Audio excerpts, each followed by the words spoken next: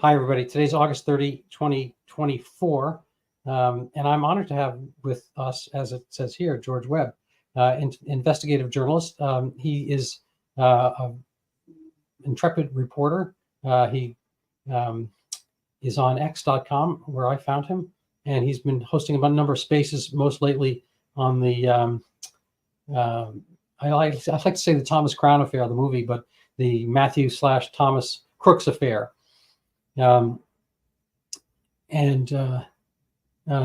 George, tell us a little bit about yourself. What are your thoughts? And we'll try to do some investigative journalism ourselves as we carry on, see what's going on with the great forgotten Trump assassination. Yeah, I think this is going to be, before it's all said and done, Randy, I thanks for the invite, by the way. Before it's all said and done, it's going to be the great mystery of our time. I think you really have to go back to the assassination of Caesar to put more on the table as far as democratic government. 436 years of Republican government go away with the Caesar assassination. That's what's at stake. It's more than the Kennedy assassination. The Kennedy assassination was just Vietnam, was just the who's going to rule, the deep state, or is it going to be the president? The Reagan assassination was just so George Bush could be president and push Star Wars. But this one is more, I put it only in the category of Caesar, but unlike the Kennedy assassination or these other assassinations, we were there. There's 30,000 people with high definition phones, 30 megapixel phones. You can't really see it in my virtual background, but we've been able to get so much information out. And again, if you want to see the dark hand, you have to wait for these events, right? That are these assassination type events, because they normally lay low. They normally lay low and just say weapons of mass destruction, Saddam Hussein, and then you get 20 years of war. They don't want to pop their head up a lot. So I look at these things as, we shouldn't forget them. They're a live study, a live autopsy in how the deep state works. So, yeah, and I just want to make one minor correction for our audience. Obviously, the Trump assassination was an attempt. The Reagan was an attempt. Gerald Ford had two of them. I don't recall that Jimmy Carter had any. George Bush George Bush Sr. Had one theoretically in Kuwait, I believe, that was just thwarted at the last second, and so they're not necessarily completely unheard of events, and sometimes they can be just kind of lunatic fringe. They tend to come from the left, not just physically and geographically, in your presence, but from leftists, going back to, say, I believe the McKinley attempt, and it's kind of the anarchy wing of the world. But as far as contextual, it's somewhat hard to pin all those things together per se, because they are different levels of things, like trying to pin together the John Lennon assassination with I don't know, other things that people who might be psychotic or not necessarily hinged might do. So but leaving that aside, Thomas Crooks or Matthew Thomas Crooks, however he goes by his name, already been cremated. And I think as far as the press would like it, maybe the story would and should be as well. We're all familiar with the fact that Google has somewhat buried the lead, even though they couldn't bury the leader. Kind of taking away, Trump assassination. If you put assassination, presidential assassination, like Truman shows up, and that's kind of. Anyway, so what's been the fruits of your investigative sourcing currently? What's new on the table aside from things we may already have in the consciousness? Sure. Well, first of all, I want to be clear. I'm not saying that the state is sponsoring these people and training them, although I do think they paid for Crooks's training. DHS paid for 43 shooting sessions out at Clareton Sportsman's Club. So they did pay for the training. But I'm not saying that they said, okay, let's go recruit some MK Ultra snipers and have an MK Ultra sniper program. What I am saying is there's willing and negligence. There's willful negligence here And I'll go as late as August 28th, 2 days ago, in a statement issued, again, no press releases by the FBI, but Special Agent in Charge Rojek, in the Pittsburgh office. I went to his office every day and offered him some string to help him figure out where the shots were coming from. Special Agent Rojek said we had encryption, 2 encrypted accounts of Crooks. We broke the encryption. We knew he was bomb making since September of 2019. We've had 700 messages over that 5-year period of time where he was talking about bomb making. He talked about detonation cords. He was talking about blasting caps. He was talking about all these things, right? We knew in September of 2023 that he was looking for places where Trump and Biden, but specifically Trump, where he would be in the Pittsburgh area. That shows means, motive, opportunity, planning, forethought, etc., dark thoughts. The FBI arrested the day before the bag man that had promised $1 million to kill Trump. So what part of, that's almost like an admission. That's almost like an admission of guilt, of willful negligence, because they knew that there was an outstanding plot to kill Trump from this Pakistani ISI guy who had an Iranian wife. He'd visited Iran 15 times. He'd been in the United States in 2017. He was on the terrorism watch list. They arrested him the day before. What part of, hey, I should collect a group of people around the Pittsburgh area that are a threat to Trump, people who are making bombs, people who are searching someone's schedule, would be high on my list as potential assassins. The last thing I would do is leave anything uncovered. Right. Yeah, I'm kind of with you on this. Elon Musk talks about the press and says at one point that the press is not just bad by the errors they commit, they're bad by the stories they omit. So there's sins of commission and there's sins of omission. My own sensibility about this assassination attempt is that it was a sin of omission. I don't necessarily buy in that the government procured Thomas Crooks, although I'm willing to be persuaded. Obviously, the encryption stuff and is apparently having accounts abroad that are encrypted. Who knows? I haven't seen a money trail yet. They have not really pursued and prosecuted the way they had with the eagerness of the January 6th suspects. I think if you, if the FBI, when it wants to, can be like a bloodhound and, stay on the scent and whatnot and trace the phone calls or whatever. But with Thomas Crooks, it's like, boom, down the memory hole.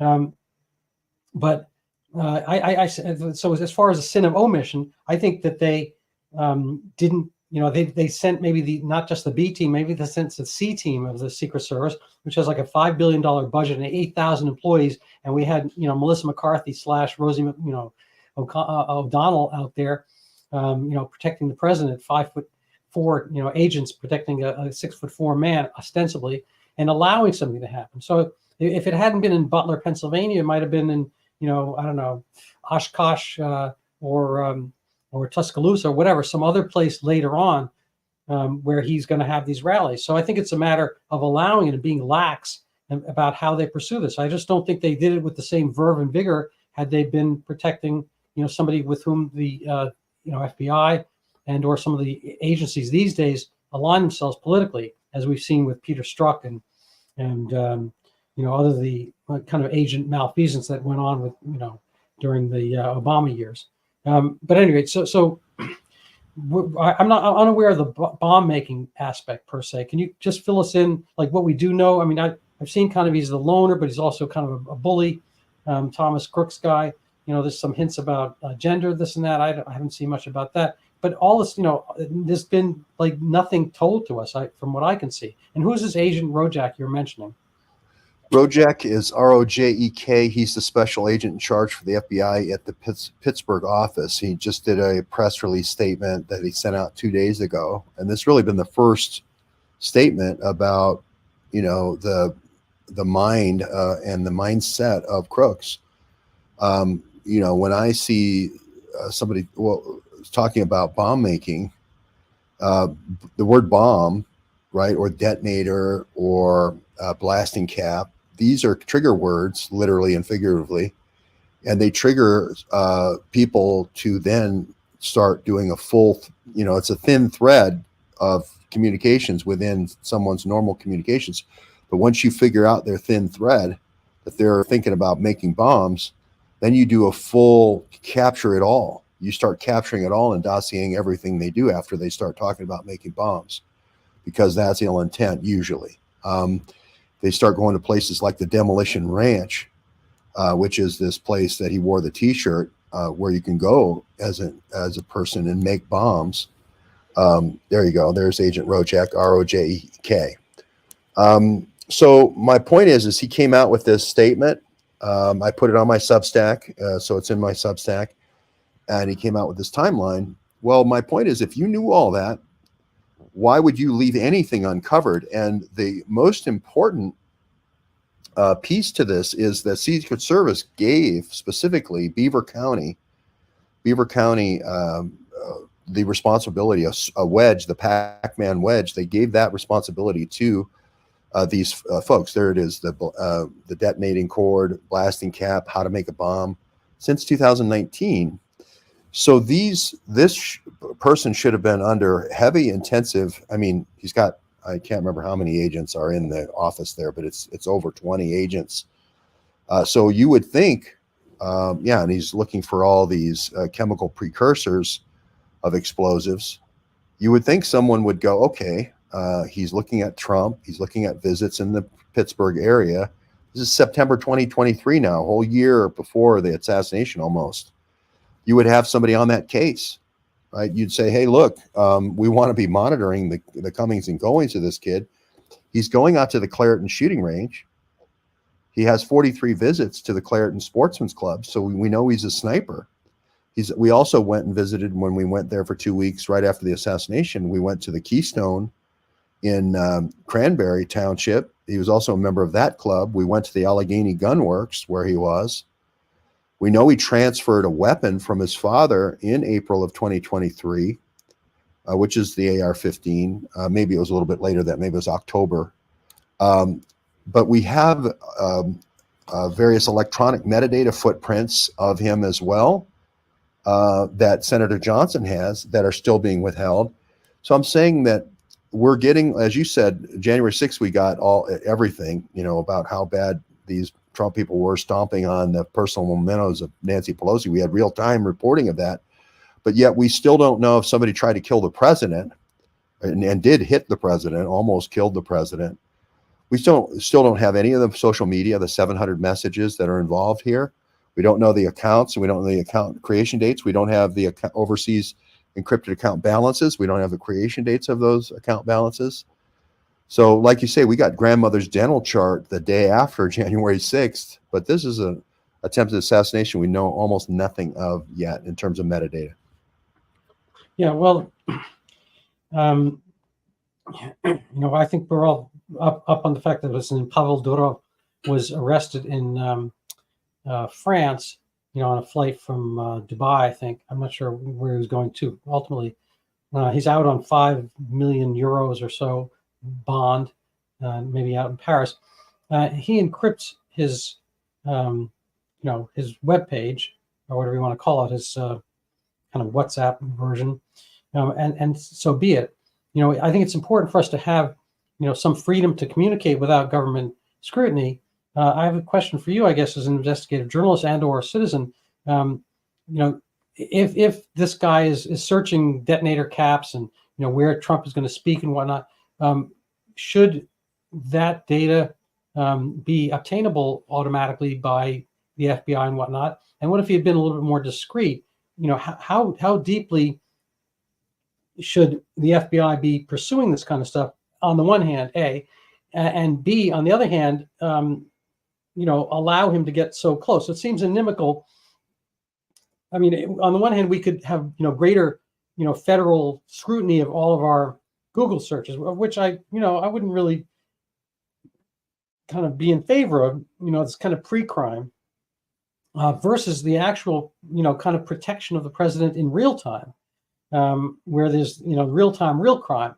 I feel as if the utter negligence was not so much in not pursuing the Google searches, because a lot of kids, pursue Google searches for a lot of crazy things. I mean, they might be playing some kind of like video game and want to know about detonator caps and whatnot. Who knows?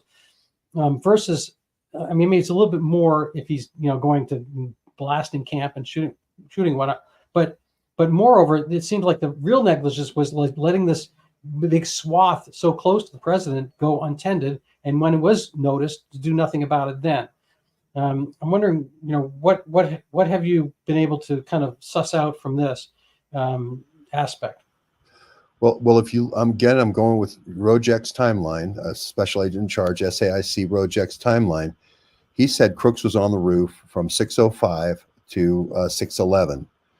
That was the only period of time he was on the roof. Okay. That's the exact period of time when the music stops and Trump takes the stage.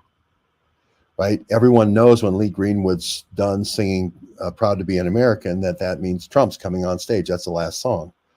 So the story with the Beaver County deputies that were covering the roof, and again, they're looking out a window directly on the roof. They all say they left their posts simultaneously. The first thing they had is a split shift of 6 people. So 3 of the people leave at 4:26. I don't know why you would do that, why you'd have a split shift. Why do you need a 12-hour shift? What you need is a 6-hour shift during the time the president's there. So the first thing they do is get rid of half of their force, right? They'll leave at 4:26 with Agent Woods. Second thing is they have 3 people at 3 windows, supposedly, looking out over the roof that they have responsibility from, right? The assassination roof is directly in front of them. And they all say they went to a vending machine. One, Greg Nickel, says he went out of the building and couldn't get back in because he didn't have an access card.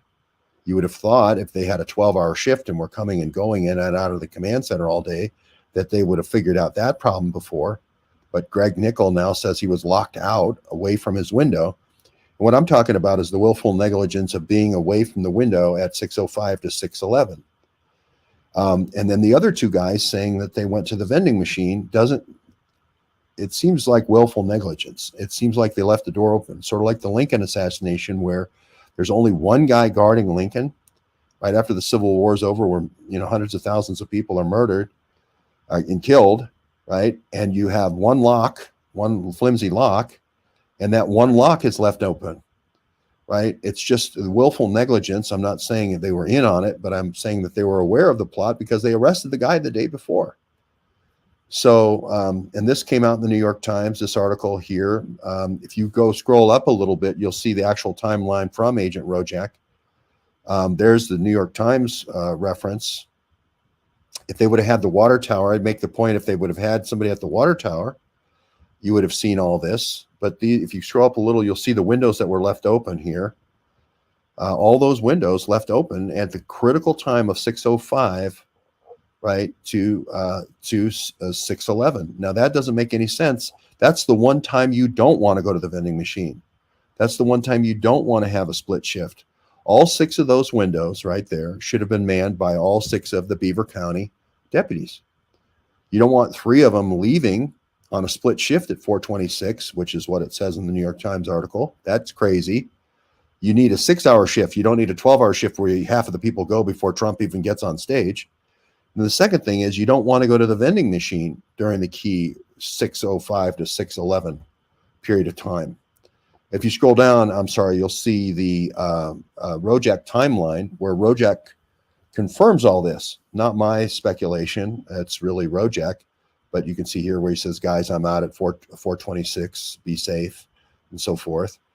But now if you go up a little bit, you'll roll into down, I guess, in this parlance, down. You'll see Rojek's timeline that he put out from the FBI statement. There it is. There's the FBI.gov statement. He's saying that, well, that is incorrect. At 4:26, we have vendors near the airport strip where Crooks was walking. He wasn't anywhere near the AGR grounds at 4:26. So therefore, we have the guys who left with Agent Woods, half of the team that left and did a shift change. They're somehow know the description of Crooks, even though he wasn't there. Somehow they know the description of Crooks, even though it wasn't there. The only way they would know that is if they had practiced with Crooks before on the 8th or the 12th. There's no way they would know he's long hair, he's got white shorts, gray Demolition Ranch t-shirt, all this description, how tall he is, etc. Thin, young, There's no way they'd know that. And now this New York Times article is a direct lie. He's not there at 4:26. Now, I could be wrong about what time he thought he saw the person. Maybe it was a little earlier or later, but the New York Times article came out specifically to establish an alibi for 3 of the guys that were leaving. So we're not going to be responsible for anything that happens on the roof. And then we find 2 other excuses here that you wouldn't accept from your child, right, of why they weren't there at the window. They went to the vending machine. And then another one, which is hardly believable if you were really there for 12 hours, that you got locked out, which is Greg Nichols' excuse. That's all kind of amazing. It's a little bit confusing to me. Just to kind of back it up in my mind, 4:26, you have repeated a number of times. That was a shift change by certain agents or police officers? There are 6 total people in the Beaver County ESU team, and they had the responsibility of watching that roof. Okay, that was their area, not Secret Service. Okay, well, that's crazy in and of itself. Like, why give it to detail cops when you're the Secret Service? That's it's got the word secret in it. You're kind of a secret agent, man, and you have you're supposed to protect the protectee, and you're the protectors. That's your job. Why would you outsource something that's so crucial? 130 yards, which, I mean, there are field goal kickers. Get 2 field goal kickers in a row, and you got 130 yards. Some of the good ones on a clear day. You lost your sound there. Oh, Babe Ruth hit that distance in home runs many times, and there's many home run hitters that hit that distance of a ball.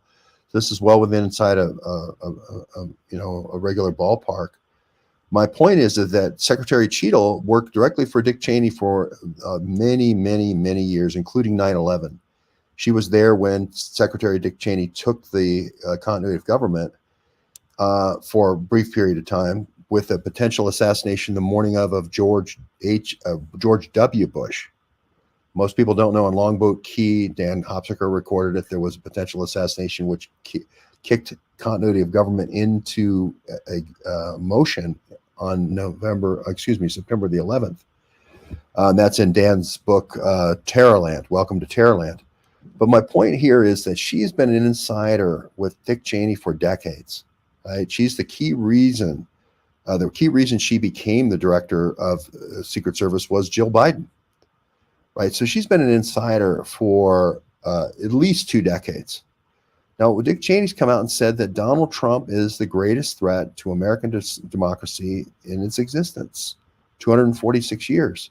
The NATO had just met with Stoltenberg and Biden, talked about invoking Article 5 and Trump being a threat to democracy, a threat to the continuity of government, a threat to democracy. And under Article 5, under the shared defense, you can contract and bring in snipers and so forth to stop a threat to the continuity of government. And Biden said it. We're going to pull a bullseye on Trump. 3 days before, there's Secretary Cheadle with Secretary Cheney. The other person that's in this whole milieu is also the guy who's the boss of all these guys who leave their post, which is Tony Guy. Sheriff Tony Guy of Beaver County is the boss of all 6 of these guys who all leave their post at the critical time, right? It's sort of like Lincoln. John Parker was the captain who was supposed to be guarding Lincoln, and he left his post at the critical time when John Wilkes Booth came in and shot Lincoln. This isn't one person leaving. This is 6 people simultaneously leaving. So this is 6 John Parkers. And that's a very unlikely event, a very unlikely event. It seems to be willful negligence. Well, I mean, for me, I kind of give the Beaver County or Butler force a bit of a pass, because then that's not their core competency. I mean, I think their core competency is probably, traffic pullovers and I don't know, petty crimes, maybe case of OxyContin sales or something like that, or whatever going on in Butler, Pennsylvania. I'm not hugely familiar, but it seems that I don't understand how the Secret Service could leave an area like that open. But some of the kind of amateurish maybe questions I have from my watching is the guy behind Donald Trump. I mean, I'm not sure he's directly behind, but on the rooftop, the counter sniper, is staring through his lens at a sight, and then seems to have somebody in focus, and then he lifts his head up, and then when Trump is shot, he puts his head down again and shoots. He doesn't change the direction of his rifle at all, so it looks like if he's aiming for this Crooks guy, I don't know which is the one who got him ultimately. Maybe you can fill that in a little bit, but why didn't he pull the trigger right off the bat? I bet if Hillary Clinton had been on that stage, they would have shot like as soon as the guy slithered up on the roof. There wouldn't have been any questions asked. There seems to have been a huge change in rules of engagement when Obama took office in Iraq, I'm familiar with this because at the time my older son was thinking about joining the military, and we were aware of the change in rules. And you're supposed to wait for the Iraqi insurgents to shoot first, then you shoot, and that puts yourself in danger. It seems to me as if this is like a carryover, that the guy had him in sight, maybe heard something like "Don't do it yet," whatever, and then after the shots were taken and a death of Corey Comparatore and other shot, whatever, then now they'll go and shoot. Do you have any comment on that? Have you followed that up at all? Well, yeah, I have, and you may remember there was a guy with orange hair named Greg Smith that said, "Hey, there's a shooter on the roof at 6:08," right? And there was all these people going, "Hey, there's a shooter on the roof." So Greg Smith is a regular viewer or a police person? He's a witness. He was an eyewitness. He had the red visor and the orange kind of fake hair. He was just a witness there. But there was a TMZ video that came out and showed Crooks on the roof at 6:08 and how there was 3 minutes. The police didn't do anything, right? Well, there's a guy there who owned the building, Henry Dimmick, who was standing right there, who had a bullhorn in his hand. Now, if that would have been me and I saw a shooter on the roof, I would yell, "Shooter, shooter, shooter," or I hit that little button where you can make a siren sound to warn audibly, loudly, right? Even if I couldn't communicate with the radios, or fire a weapon into the ground, right? To just somehow send a warning shot to Trump that, hey, there's a problem here. So there's all sorts of police that were aware of the shooter, and they're backing up in the various videos, the Dave Stewart video and so forth. None of them pull their gun and start firing into the ground to fire a warning shot, right? So there's this huge error of omission, as you mentioned earlier, to inform the Secret Service. They also say, well, the Secret Service didn't pick up their radios at 9:00. There's nothing about time and space portals that says only at 9:01 can you pick up your radio. If somebody doesn't come and pick up your radio, you can walk across the field at any time, 10 o'clock, 11, 12, 1, 2, all the way till 6 o'clock. You could have walked a radio across the field if you felt like the Secret Service didn't pick up their radios. So I'm saying this is willful. This is why I'm saying it goes into the category of willful negligence. They didn't fly their drone, anti-drone software. They didn't fly a drone. Last night I interviewed a Los Angeles Police Department helicopter pilot. It says routine all the time, fly helicopters over events like this. We're always looking for bad guys, right? They're looking for bad guys that have stolen a television set, not the president of the United States, right? Those overhead views, they would have put a guy on the water tower. All of this is a mosaic of willful negligence, right? There's no reason you can't afford a drone. Kids have drones for their high school science projects. There's no reason you can't have a helicopter. Every house that gets sold, there's drone views. It's like, I own a drone. I don't use it that much, but I put it out there. We had fun with it, kids, so forth. I mean, I just don't get. You can get one for like probably $25 now. Then in $5 billion budget, the Secret Service can't commandeer one of those, or produce one or two or three. I mean, it just seems like an obvious thing. If the drones are up there, this whole thing that somebody showed about it's probably 30 years ago about shoplifting. If you just had a cardboard cutout of a policeman standing in the aisle, that people steal less. And these days, I see people at shopping centers and whatnot. They look up and they look around. I don't know. Are they interested in ceiling tiles, or are they just checking for those little video cameras before they might or might not shoplift something? Having this, if even if you just had a fake drone, like fake video cameras, there's actually a market for people selling fake video cameras back in the day. Now they're so cheap you don't have to. But there used to be people would lodge these, put up these fake video cameras on their property, and because just the fact that people think they're being watched stops people from doing stuff. So if you even had a couple drones like making noise and buzzing up there, is Thomas Crooks going to put himself up there and get killed? Probably not. So it's like, it seems like they did absolutely nothing. Well, the other thing is what happened to American Glass Research, the building that Crooks is on, is a DoD contractor, and they've been doing 80 years of research in bulletproof and shatterproof glass. Now, where were the cameras, and why did Henry Dimmick, the CEO, take all the cameras down? We shouldn't be having to put together a grainy photograph at 426 and some other grainy photograph at 504 and another grainy photograph at 526 and trying to put together a timeline. We should have a movie, right? We have movies of kids' baseball games, 8-year-old, 9-year-old baseball games, right? Why can't we have the presidential, especially when it's your property and you think people might be coming and trespassing on your property? If you're the president, that's the last time in the world you would ever want to pull down your cameras. But where have been the camera evidence that normally we would see? Crooks's car, we believe, was just directly across the street from American Glass Research. The only reason you take it down is to show that Crooks actually wasn't afraid at all. Crooks might have even been a volunteer in some people's estimation, where he was a spotter for the sniper. He's sitting in plain sight on the retaining wall. He's sitting in plain sight at the picnic table. He parks his car in plain sight. You talking about the owner? You said Crooks. You mean the owner of the property, or? Well, Dimmick must have taken down all the cameras, because what I'm saying is Crooks sits in plain sight on the retaining wall before 5 o'clock. He drones the whole area from 3:50 until 4 o'clock. He sits in plain sight around 6 o'clock at this picnic table. I don't know if he went out to his car and was waiting until Trump got on stage, but he's in plain sight, right? Now, what could account for the delay is Trump delayed an hour.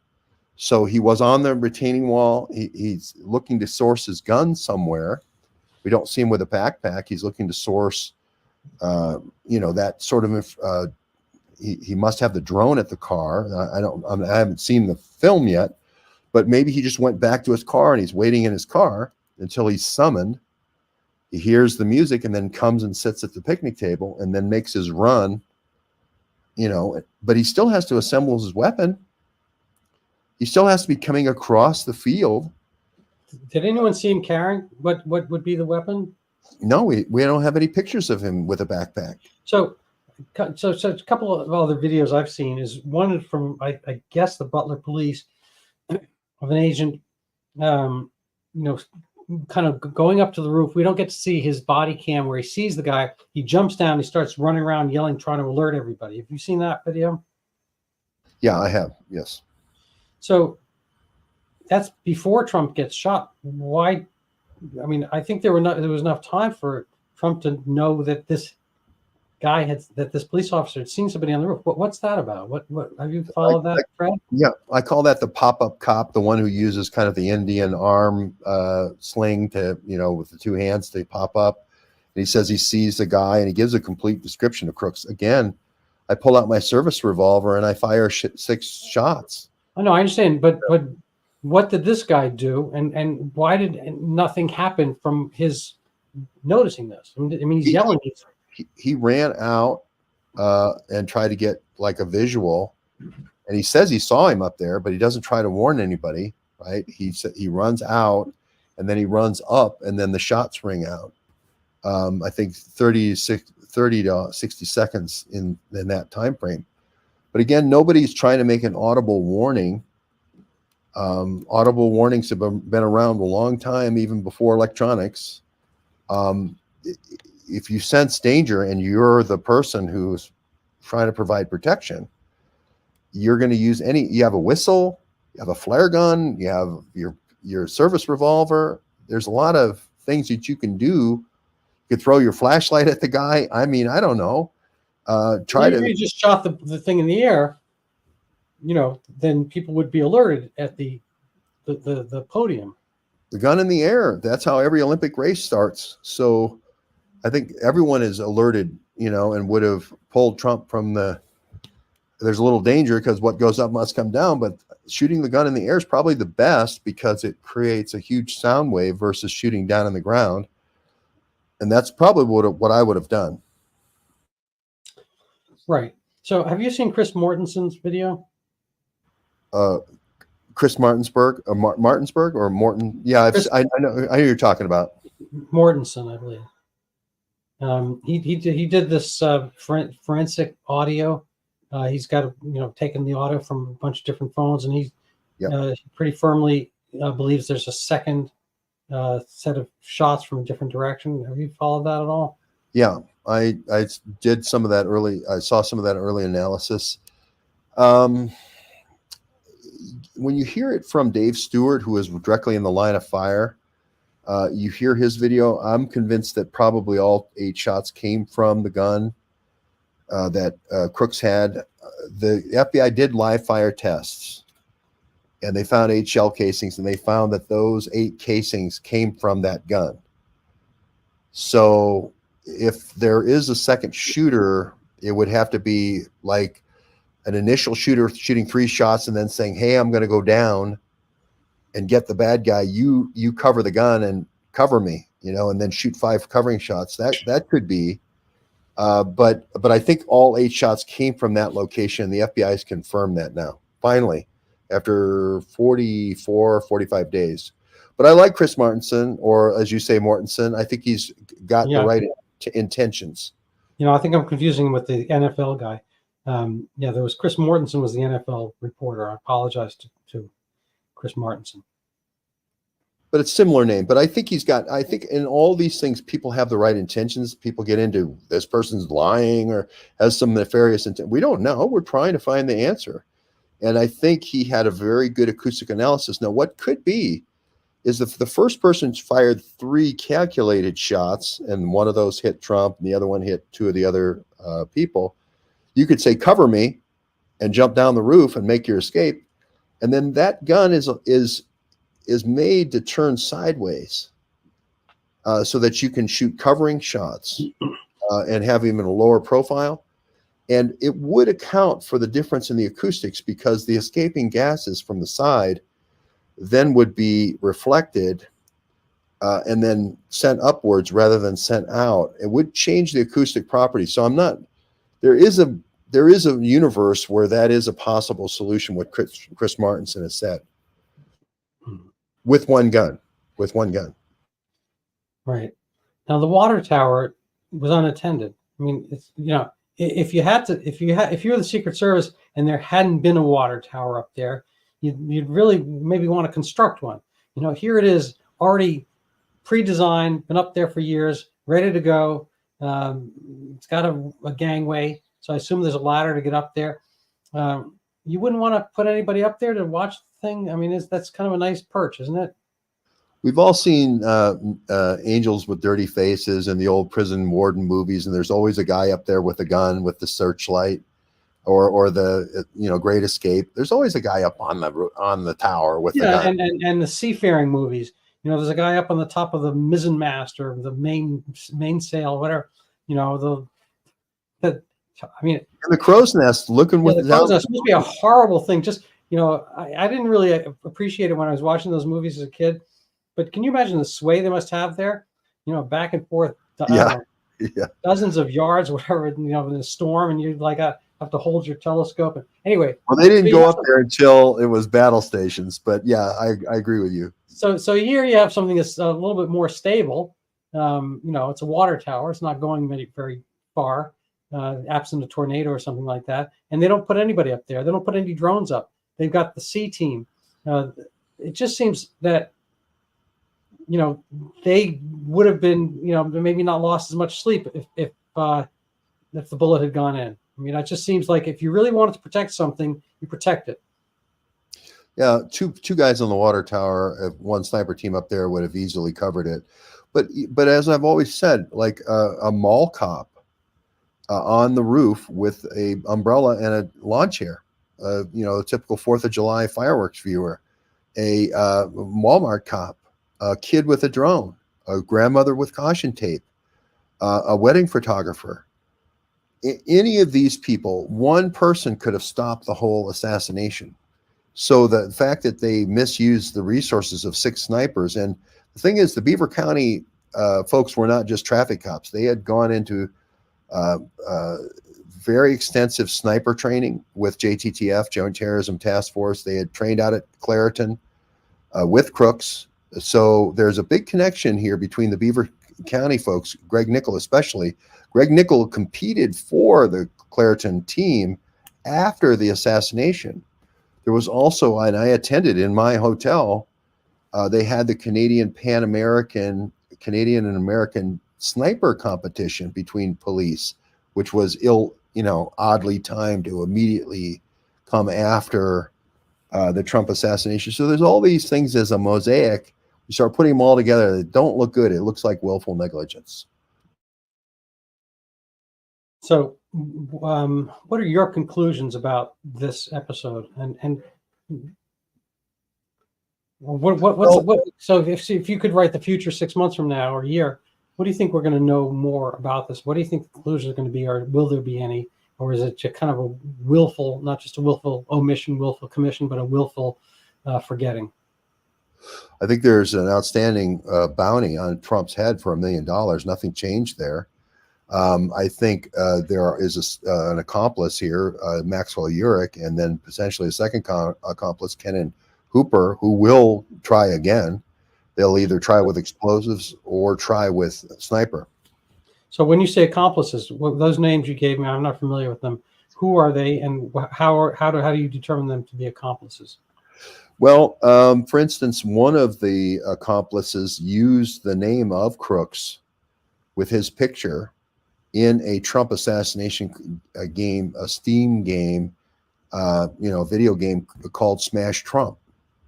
Now, I could see them saying it's unrelated, right? If I'm competing in that Steam game and I'm using the name of Maxwell Urich. Now, this is a person who's beaten people on the streets of Chicago with Kenan Hooper for wearing a MAGA hat. He's organized attacks on Trump people with Antifa as they've come down escalators in the Pittsburgh Convention Center. He's organized 500 Antifa to attack people in Seattle. He's organized attacks against Trump supporters in Minneapolis. He organized the destruction of 3rd Avenue Promenade in San Diego. He's done in all the major cities. He organized bombing and was helping people with bombing materials for January 6th for Antifa. So this is he's on the FBI watch list, not my watch list. He's on the FBI watch list. Again, if I'm Representative Rojak, I would be looking at where are these people the day that Trump's going to be in my town, right? I'm going to be watching the usual suspects, right, who say they want to kill Trump. And there was Antifa people there arrested. So this is not rocket surgery. We just arrested a guy who wants to kill Trump and put $1 million bounty on Trump the day before, right? So this, so when someone goes through the process there he is. A lot of people thought Urich was the first person that was killed. It was first reported, and they thought Urich was the guy killed on the roof. I think Urich is the guy who bled in the sink. And the Secret Service originally ran that blood and it came back with Maxwell Urich. So I believe he was there. But then the Secret Service later suppressed that and said, no, we identified Crooks through the serial number on the gun. But yeah, Maxwell Urich is nowhere to be found since the Trump assassination. And, I was looking for him in Chicago to do the bombing with this white van. This white van was surrounded in the name of Roger Urich, his father. This has been suppressed. The white van and facts have been suppressed. As you see here, Hooper had experience in Syria, and Urich had experience in Ukraine. So this would explain the overseas accounts. This is how you get payola to overseas assassins. And this would explain the overseas encrypted accounts. There's 3 different accounts here that are being used, and the FBI went out of their way to say how easily they could break them to try to, to try to say that there wasn't Urich and it wasn't Hooper. But yeah, the Austin private wealth firm did a huge short sale of Trump media. That talks about foreboding and foreknowledge and so forth. So there's a lot of context here for recruiting people. I believe that Urich recruited Crooks for a bombing of his school originally, which failed when Crooks, for the Bethel Park School, where Crooks warned all of his classmates not to go to school that day. I think that was in 2021 or maybe 2020. And so that's how long they've been going after Urich as a potential sort of, not MK Ultra, but using sex, drugs, and rock and roll to get a guy. Remember, this is a kid who's building chat sets for the blind. This is a kid who's trying to use AI so that people can cut through red tape to get their social services appointments. How do you turn that kid into this Antifa monster? You had to have some sort of outside influence, and I believe it's going to be Maxwell Urich. And by the way, I have IP addresses and IP hits of the van that are still being suppressed and not being released. Now, why would that be if Crooks is dead? I have no idea.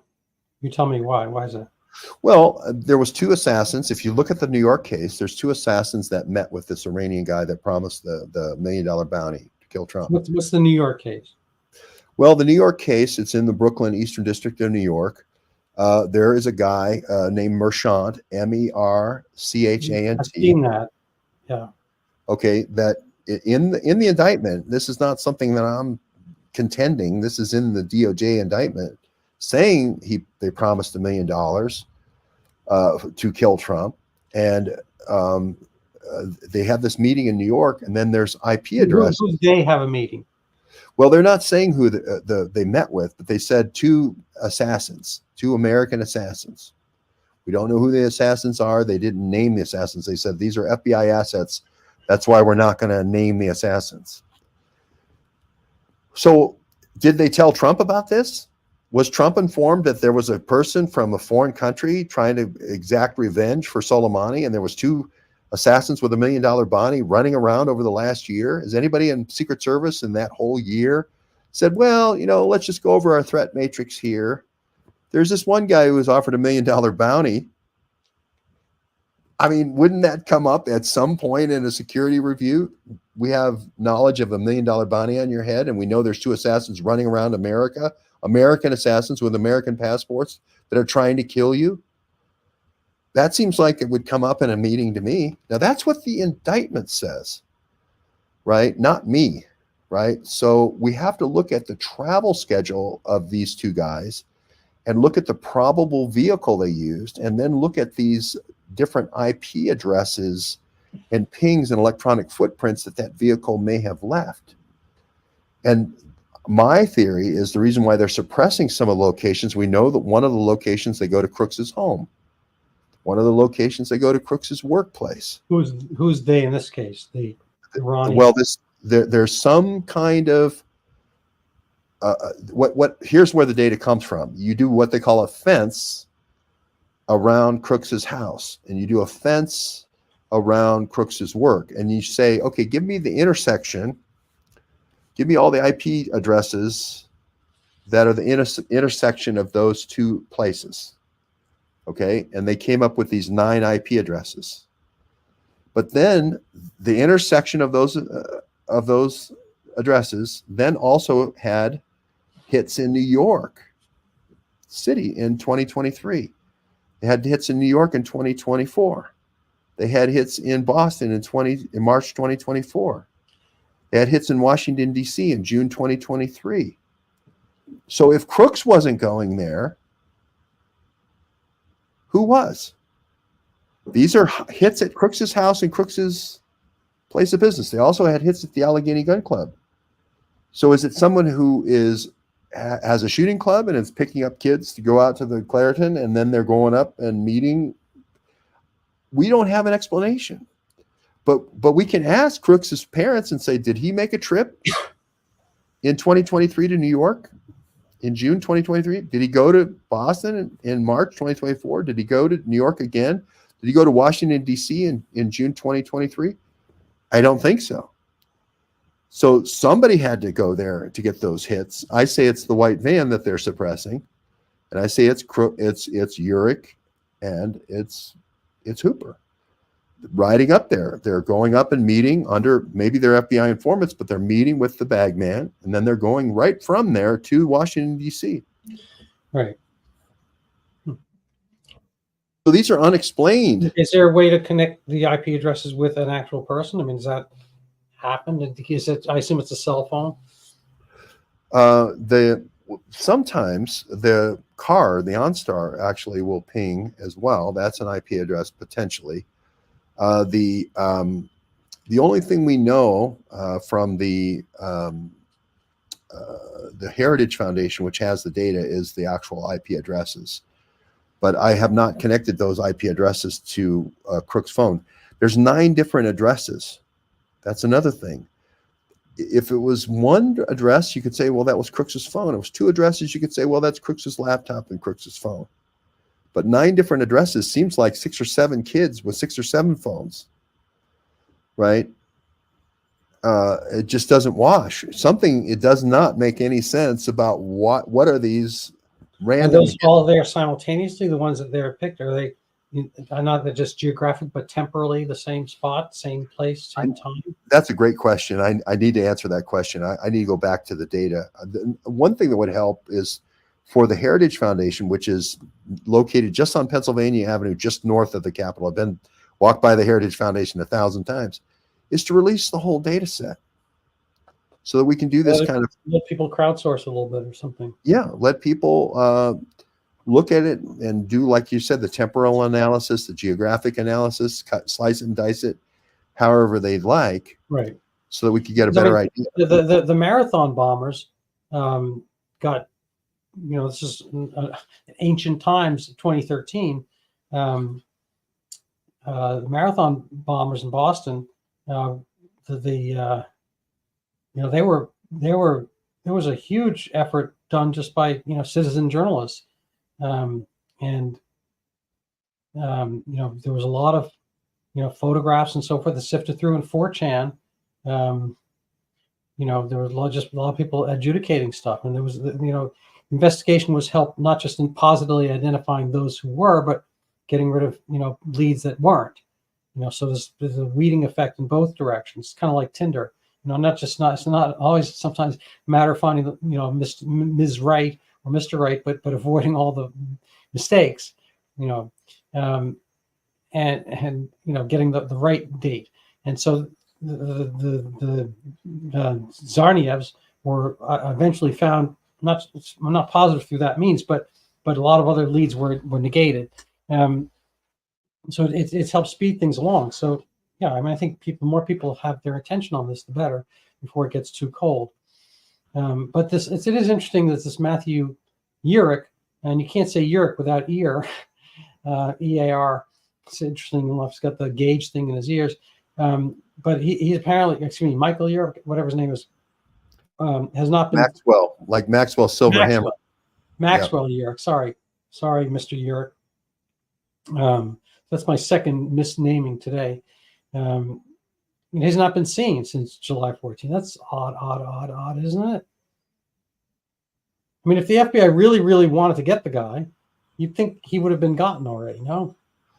Yeah, and there's a sort of a fake account for Hooper. Hooper says he's on a train, and then he takes a picture of a train, and he's not on the train, and he just says, "Oh, I'm in Poughkeepsie right now. Oh, I'm in Kansas City now."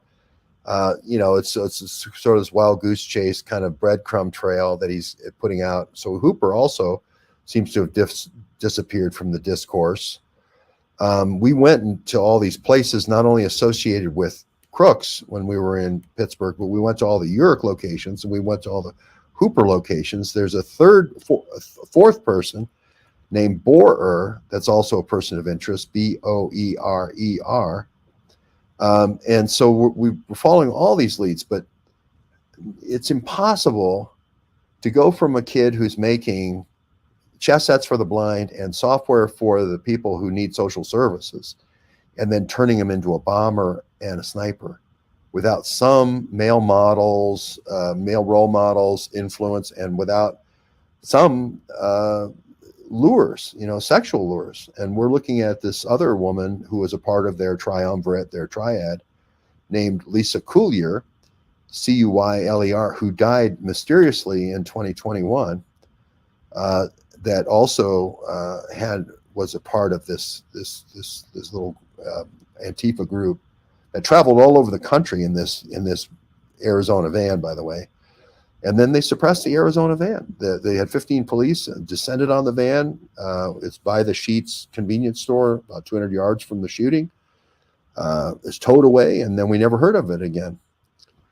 I believe that there was a plot to put that van in front of the Israeli consulate in Chicago, where I was the last 4 days at the convention, to activate a whole bunch of Antifa. They brought 60,000 Antifa into Chicago, and I believe the plan was to blow the van up to activate all those people into a violent state of mind. And this Trump assassination was a target of opportunity that presented itself before that happened. And Crooks made 60 odd searches, and the DNC and bombing was one of the key repeating themes. He had researched for it 60 times. So it does look like this Trump assassination, it was going to be an Antifa planned event, and it does look like the Trump assassination kind of interceded as a target of opportunity. Well, I think that's going to pretty much round out our hour together. I hope that we have future opportunities to talk with you. I appreciate your efforts. And I'd like people to take a look at your X page and Substack as well. So here's George Webb on X, real George Webb with 2 B's, numeral 1. The Substack is where?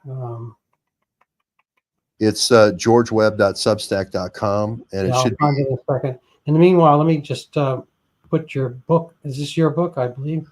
Yeah, I wrote it a while ago, but yes, I have about there's 5 or 6 out there, but I'm gonna my Substack's really the place to go because that's the latest and greatest stuff. I want to find it before I speak here. I thought I had it up. I'm currently writing another book called American Antifa, which is the Thomas Cook story, and I'm in part 2, but that serial will become a book. And really, that's my latest and greatest research on this topic. I really do think this is going to be, you don't get a chance to catch the dark hand in the cookie jar very often. And this is certainly where one of those chimes. I think if you go you go back one, you should go to my posts there. There you go. If you scroll down, you see that I use a lot of AI in terms of the drawings. Yeah, the illustrations to show how ridiculous the excuses are. I went to the vending machine when Trump took the stage. That's almost like the dog ate my homework. Yeah. Right. It's right out of the dog ate my homework. So there you go. Yeah. Yep. Here's the popcorn excuse. The popcorn excuse, or you can say corn pop. Remember, Joe Biden fended off a whole gang from the vicious guy named Corn Pop, the gang leader. Remember, he had a 6-foot chain. And so, I mean, this is right up there with the excuse Hall of Fame, the popcorn defense. Yeah, craziness. Yep. Well, so thank you for being on. And I Great. just, as a last bit, I want to promote my own book. It's how people can help support my efforts here. and it's a bit of investigative journalism as well. People that may not remember, I'm a medical doctor, and I never had seen a case of Zika or a case of microcephaly, but 2015, 16, there was a thing called Zika microcephaly in Brazil. It was the world's biggest pandemic to that point. And it has since disappeared. People don't hear anything about it. And Zika never caused any human illness, zero. There's no literature on it. It's a dengue virus, but that's not one that's not harmful like dengue is to humans, which is a bone break fever when it's dengue.